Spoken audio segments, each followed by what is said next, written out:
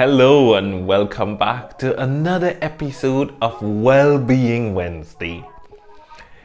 And in today's episode, we are continuing about creating habits. So in this 4-part series, we covered making the habit obvious, making it attractive, making it easy, and today we are making it satisfying. So just a bit about good and bad habits.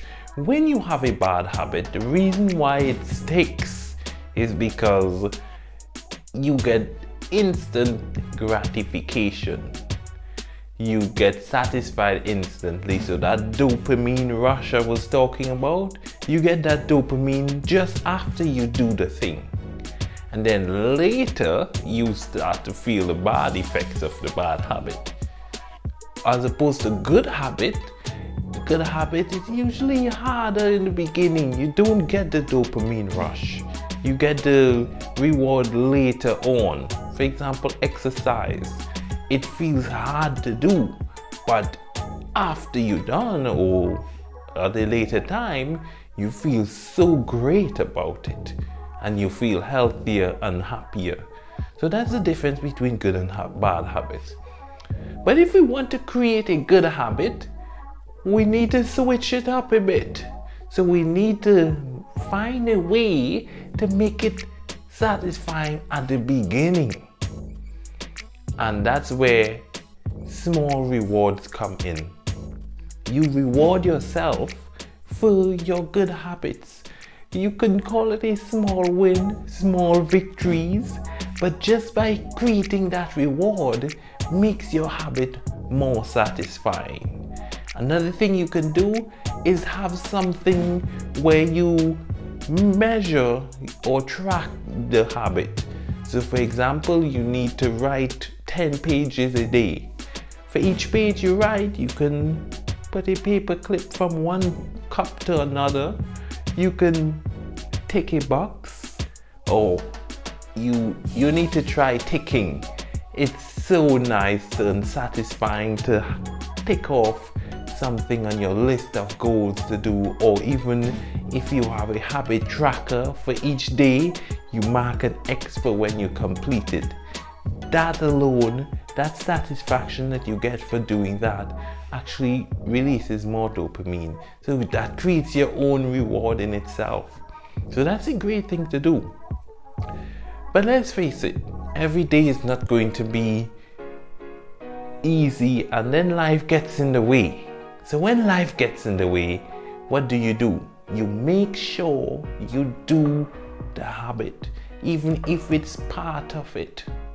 Just by staying and being consistent, because you start to create momentum, and when you miss a day, you break the chain, and you don't want to break the chain because it's harder to start again. So even if it's a small percentage of the thing you are doing as a habit, just make sure you do it, especially on your bad days. So that's about making the habit satisfying. And another thing you can do is have accountability. When you have an accountability partner, it's harder for you to miss it. Someone there to see and make sure you do it.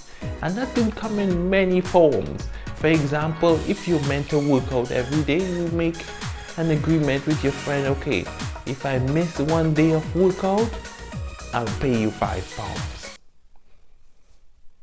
Suddenly, you get motivated. You make sure you do what you need to do.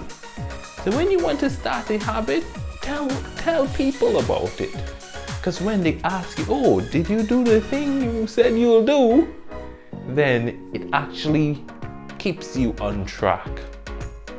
And just to give you one example of how I applied the Atomic Habits book to my life, it's the push-up challenge that I'm currently doing. So for the next 30 days, I'm doing 100 push-ups a day.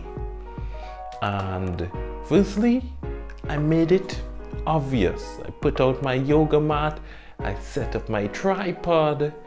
So in the morning when I get up, I have my canceled t-shirt there just ready to put on and then go and do my push-ups. And I made it attractive by making sure that I do it every day because it's for a good cause. That's it attractive enough for me. So I wouldn't want to miss it because I'm raising money for charity. I also made it easy. I made it as easy as possible. If I can press play, I also put it live on Instagram. So by putting it live, as long as I start, I need to complete the 100. Alright?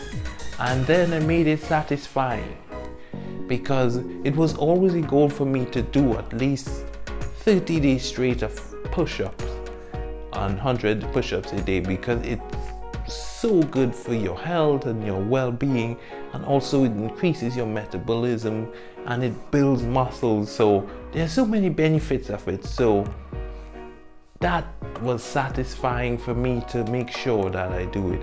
And again, by doing it live on Instagram, I have accountability. So that's just an example of what I did. I'd love to hear what you would like to begin as your new habits. So thank you for tuning in and see you again next week.